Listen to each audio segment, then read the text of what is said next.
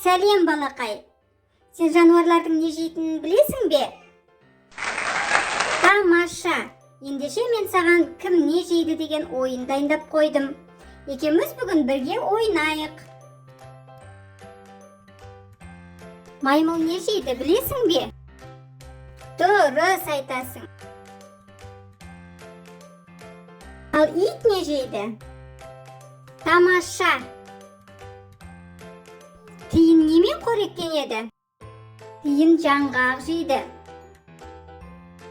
Сиыр не жейді білесің бе? Әрине, сиыр шөп жейді. Тышқан нені жақсы көреді екен?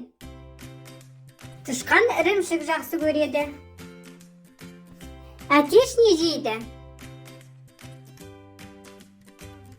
Әтеш дән жейді. Балақай, бүгін сен жануарлардың не жейтінін білдің. Саған ойын ұнады деген ойдамын. Маған лайк басып, комментарий қалдыруды ұмытпа. Арнама тіркеліп қой. Сау бол, балақай.